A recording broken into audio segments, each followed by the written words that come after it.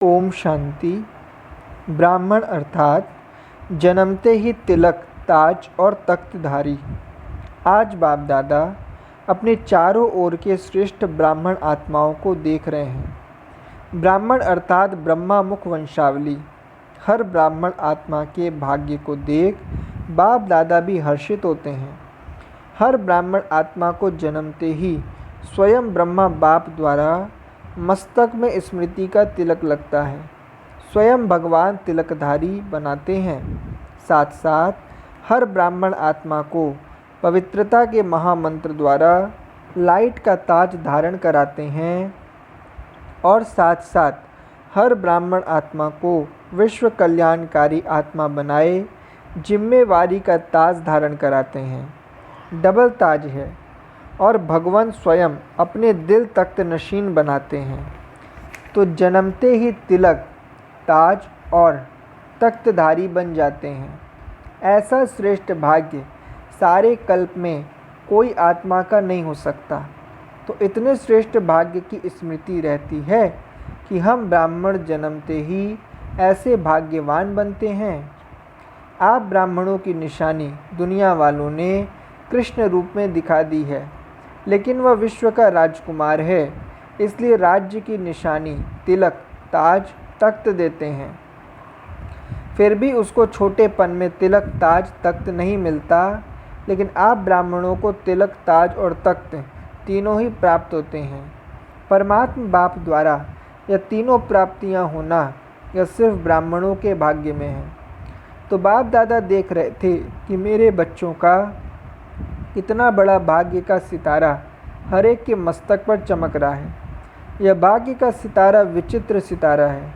तो बाप दादा आप सभी बच्चों को जब भी देखते हैं, मिलते हैं, तो हर एक बच्चे के मस्तक में सितारा चमकता हुआ देख हर्षित होते हैं। ब्राह्मण अर्थात विश्व परिवर्तन करने की जिम्मेवारी वाले। हर एक पांडव यह दृढ़ संकल्प करो कि मुझे परिवर्तन करने की जिम्मेवारी है। ब्रह्मा बाप ने क्या किया? जिम्मेवारी उठाई ना, या कहा यह तो बदलना ही नहीं है, यह तो होना ही नहीं है। नहीं, इतनी आत्माओं का परिवर्तन करके दिखाया ना। चलो दूसरों को नहीं देखो, अपने को तो देख सकते हो।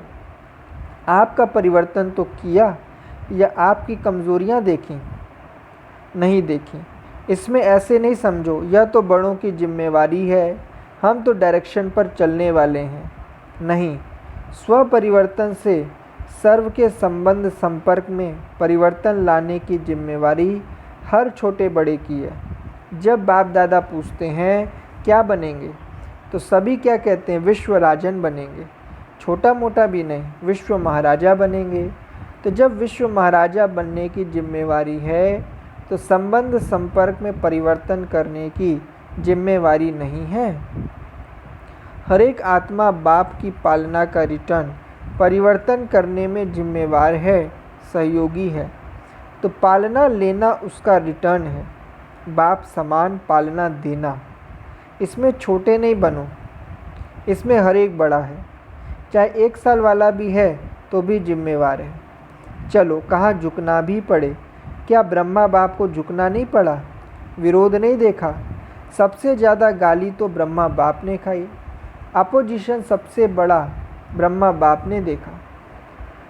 अगर 2-4 भी अपोजिशन में हैं तो क्या बड़ी बात है? ब्राह्मण अर्थात अनेक बार के विजयी। हर ब्राह्मण बच्चा विजयी है। सिर्फ हिम्मत को इमर्ज करो। हिम्मत समाई हुई है क्योंकि मास्टर सर्वशक्तिवान है। बाप दादा को खुशी है, नाज है कि मेरा एक एक बच्चा अनेक बार का विजयी है। एक बार नहीं, अनेक बार की विजयी आत्माएं हो। तो कभी यह नहीं सोचना पता नहीं क्या होगा, माया जीत है, हम नहीं होंगे तो और कौन होगा। यह रूहानी नशा इमर्ज करो। और कार्य में मन और बुद्धि बिजी हो जाती है ना, तो नशा मर्ज हो जाता है। लेकिन बीच बीच में चेक करो कि कर्म करते हुए भी यह विजयीपन का रूहानी नशा है। निश्चय होगा तो नशा जरूर होगा।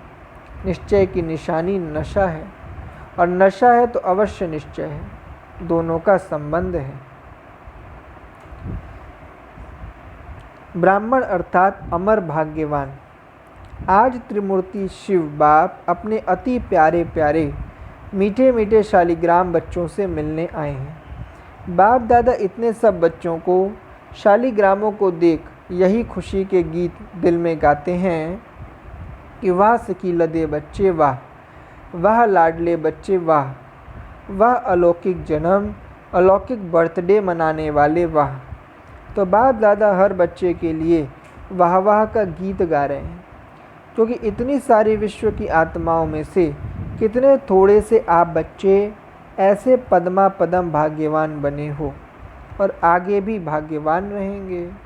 अगर भाग्यवान आधा कल्प, अमर भाग्यवान आधा कल्प रहेंगे। एक जन्म का वरदान नहीं है, अनेक जन्म अमर वरदानी बन गए। ऐसे बच्चों को अपना स्वमान कितना स्मृति में रहता है। ब्राह्मण अर्थात होलीएस्ट। सभी बच्चों का एक ही टाइटल है, होलीएस्ट। द्वापर से लेकर किसी भी धर्मात्मा या महात्मा ने सर्व को होलीएस्ट नहीं बनाया है। स्वयं बनते हैं, लेकिन अपने फॉलोअर्स को, साथियों को होलीएस्ट, पवित्र नहीं बनाते। और यहाँ पवित्रता ब्राह्मण जीवन का मुख्य आधार है। पढ़ाई भी क्या है, आपका स्लोगन भी है, पवित्र बनो योगी बनो। पवित्रता ही महानता है, पवित्रता ही योगी जीवन का आधार है। कभी कभी बच्चे अनुभव करते हैं कि अगर चलते चलते मनसा में भी अपवित्रता अर्थात वेस्ट व निगेटिव पर चिंतन के संकल्प चलते हैं, तो कितना भी योग पावरफुल चाहते हैं लेकिन होता नहीं है, क्योंकि जरा भी अंश मात्र संकल्प में भी किसी प्रकार की अपवित्रता है। तो जहाँ अपवित्रता का अंश है, वहाँ पवित्र बाप की याद जो है, जैसा है वैसे नहीं आ सकती। जैसे दिन और रात इकट्ठा नहीं होता, इसलिए बाप दादा वर्तमान समय पवित्रता के ऊपर बार बार अटेंशन दिलाते हैं। कुछ समय पहले बाप दादा सिर्फ कर्म में अपवित्रता के लिए इशारा देते थे, लेकिन अभी समय संपूर्णता के समीप आ रहा है, इसलिए मनसा में भी अपवित्रता का अंश धोखा दे देगा। तो मनसा वाचा कर्मणा, संबंध संपर्क सब में पवित्रता अति आवश्यक है। मनसा को हल्का नहीं करना, क्योंकि मनसा बाहर से दिखाई नहीं देती है, लेकिन मनसा धोखा बहुत देती है। ब्राह्मण जीवन का जो आंतरिक वर्षा सदा सुख स्वरूप, शांत स्वरूप, मन की संतुष्टता है, उसका अनुभव करने के लिए मनसा की पवित्रता चाहिए। बाहर के साधनों द्वारा या सेवा द्वारा अपने आप को खुश करना, यह भी अपने को धोखा देना है। अच्छी सेवा की, अच्छी रिजल्ट निकली, लेकिन वह सेवा का फल मिला, जमा नहीं होता। इसलिए जमा करने की विधि है मनसा वाचा कर्मणा पवित्रता। अच्छा, ओम शांति।